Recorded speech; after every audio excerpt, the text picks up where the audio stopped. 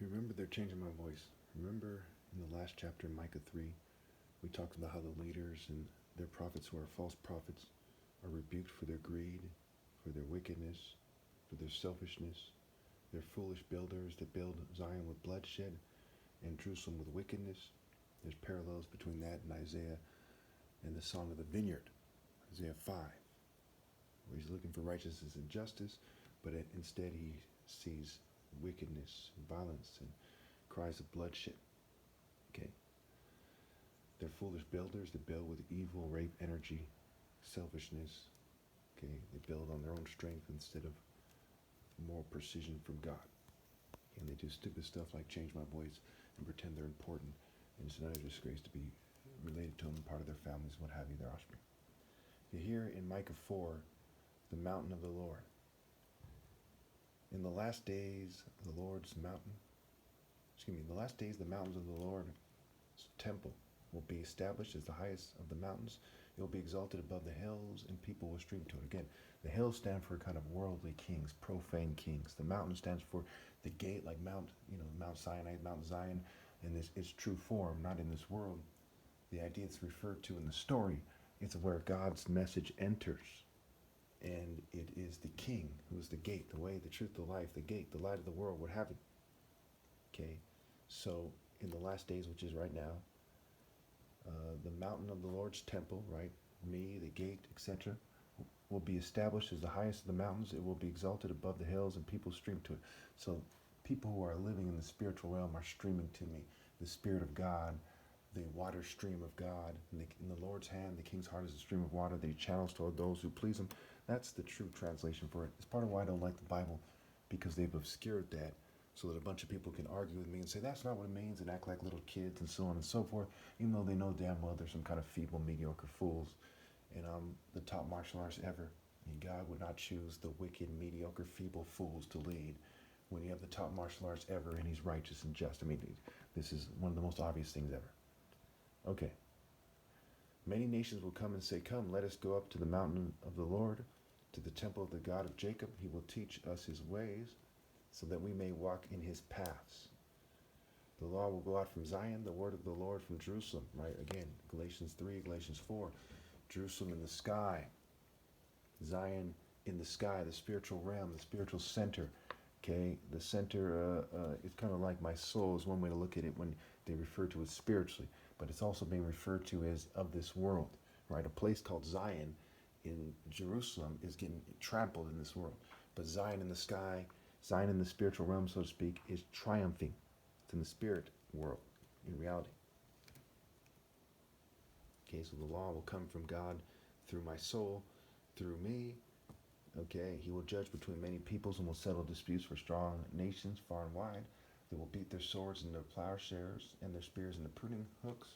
Nation will not take up sword against nation, nor will they train for war anymore. So the Jews who wrote this and so on and so forth, they were supposed to help me secure that, and they didn't. Okay, so that is not going to come to pass as such, and the kind of hidden interpretation that is true is such a stretch of the words. I'm not even going to bother. Okay. Again, this is like a jigsaw puzzle, except for what you're putting together is important. So it's not important to solve the puzzle because it's something you know already.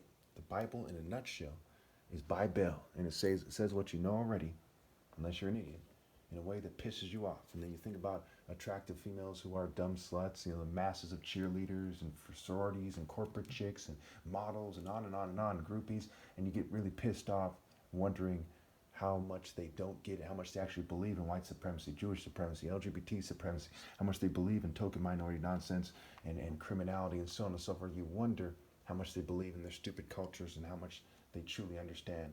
And so it's like a satanic spell, the gospel, the ghost spell. It makes you want to leave the planet. And it doesn't help that that's the right thing to do, to leave the planet, so the righteous are taken away. And it's overkilled by their books, right? Torah is Turat, scrambled. Talmud, scrambled. Okay, Zohar, Oz, which is the reproductive cycle. Har is another word for Horus, Haru. Okay, and on and on and on. Bible, Babel, Babylon, so on and so forth. Okay, so Um, Everyone will sit under their own vine and under their own fig tree, and no one will make them afraid, for the Lord Almighty has spoken. The vine is the spirit, and the fig tree bears fruit as well. And clothes in Genesis were made out of figs, if I remember correctly. All the nations may walk in the name of the Lord, in the name of their gods, but we will walk in the name of the Lord our God forever and ever. So again, the wedding banquet, right? Fine linen standing for the righteous acts of the saints, right? Rags in the spiritual sense, not the clothes you're actually wearing in the physical realm. They stand for Satanism. Okay, they stand for not doing the right thing, idolatry, paganism, what have you. Okay, the Lord's plan. In that day, declares the Lord, I will gather the lame, I will assemble the exiles, and those I have brought to grief. I will make the lame my remnant, those driven away a strong nation. The Lord will rule over them in Mount Zion from that day and forever. So it's saying the people who dominate in this world, like America and Russia and China and North Korea and whoever else, all the nations of the world, they're not the remnant of God. They're not the nation of God. The nation of God's in the spiritual realm. Okay, so where are we here?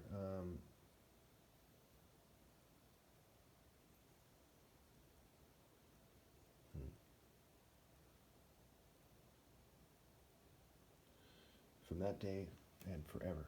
As for you, watchtower of the flock, stronghold of daughter Zion, the former dominion will be restored to you. Kingship will come to daughter Zion. So I will be the king forever and ever. God, me, and then, the righteous in the spiritual realm with God. Why do you now cry aloud? Have you no king? Has your ruler perished? That pain seizes you like that of a woman in labor? Okay. Writhe in agony, daughter Zion, like a woman in labor, for now you must leave the city to camp in the open field. You will go to Babylon. There you will be rescued. There the Lord will redeem you out of the hand of your enemies. A lot of cute things have been done here. Like my dad was brought to America, which is a key center of Babylon, the greater global Babylonian spirit. Babylon is every nation in the world. It's the globalists. It's the global systems of social clubs and corporations and transnational corporations, conglomerates, what have you. Okay, it's how they work together, globalists and nationalists alike. Nationalists are just controlled opposition for globalists and vice versa. Okay. Writhe in agony, daughter Zion. Okay, we went over that. But now many nations are gathered against you. They say, let her be defiled, let our enemies gloat over Zion. But they do not know the thoughts of the Lord. They do not understand his plan, that he has gathered them like sheaves to the threshing floor. Rise and thresh, daughter Zion, for I'll give you horns of iron. I will give you hoofs of bronze, and you will break to pieces many nations. You will devote their ill-gotten gains to the Lord, their wealth to the Lord of all the earth. Okay, so again, they're being gathered like sheaves, like bundles, to be burned, and so on and so forth. So we just went over, how they're going to stop fighting in wars in this world, right? Their martial arts in this world are going to end in terms of certain nations. Okay, but ultimately, martial arts, period, are going to end, and they have ended, except for me, right? Because people don't have the core characteristics, which is honor, character, right? A valid spiritual system. Psychology is not martial arts. If a little kid, picks up a wooden sword and pretends he's Peter Pan or something, does that make him that? No.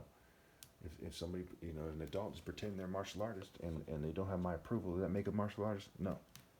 Okay, they're martial artists in a childish sense, not in a true sense. All right. Talked about how everyone's going to be under their own vine and fig tree. Okay, and we'll get into what these things mean at the end of Micah. I'll put that together for you nicely. Nations are gathered against Zion, saying that let her be defiled. All right, so let's get Micah 5 out the way, shall we? Micah 5, a promised ruler from Bethlehem. Okay, so real quickly, the vine and the fig tree, right? A vine is the spiritual kind of, remain in me, the true vine, right? It's the spirit, my spirit, okay, remain in me, my movement, my spirit, what have you. And the fig tree, is what the fruit you bear, right? Is it righteous fruits, righteous, fine linen? This stands for the righteous acts of the saints, or is it paganism and you're clothed in rags, right? So the fruit, they made their clothes out of figs in the Old Testament, if I'm not mistaken. Even if that's not the case, that's a valid application of the explanation. of the scripture, okay, of the idea. All right, so Micah 5, a promised ruler from Bethlehem, Bet-Hel-Ham, hell bait him, hell bite him, etc., hell beat him, hell be at him, hail beat hell, high lay beat hell, ham bite hell. So, just like where you see the word challenge, right? It's call Helen G, an angel called them out, and so on and so forth in the wordplay, okay? We rearrange the letters, right? Anagrams and cryptograms and hidden wordplay, occult cut-ups. We see it in the word Bethlehem that they're trying to bait me, but they're being baited. They think they're beating me, but they're being beaten because all victories are in spirit and principle and so on and so forth. So let's shoot through this. Marshal your troops, city of troops, for a siege is laid against us. They will strike Israel's ruler on the cheek with a rod. But you, Bethlehem, Ephrathah, though you are small among the clans of Judah, out of you will come for me one who will be ruler over Israel, whose origins are from of old, from ancient times, right? Before Abraham, right? Before Abraham I am. So from you will become Nimrod's predecessor, Nimrod's continuity, right? Because before Abraham, Nimrod was a mighty hunter before the Lord. No one between Noah and Abraham is really of note except for Nimrod. So that is by default what they're referring to. And Nimrod, at that point, is the continuity of Noah. But Noah is not really a mighty warrior. And no one before Noah is cited as having been a mighty warrior who's capable of bringing in the warrior acts of God. Exodus 15:3, the Lord is a warrior, the Lord is his name. So their argument in the story is Nimrod, right? Abraham champions Nimrod, right? His argument, right? Ham, P-I-N, right? Champions Ham, right? Abraham, right? Israel, and so on and so forth. So there you go, right? It says Micah, Nimrod, a mighty hunter before the Lord, mighty warrior before the Lord, Genesis 10, so on and so forth. So 3, therefore Israel will be abandoned until the time when she who is in labor bears a son, and the rest of his brothers return to join the Israelites. Now, just like in Egypt, there's a battle between God and the other gods. So it is in the greater Babylonian area and in the Middle East and in Israel, okay?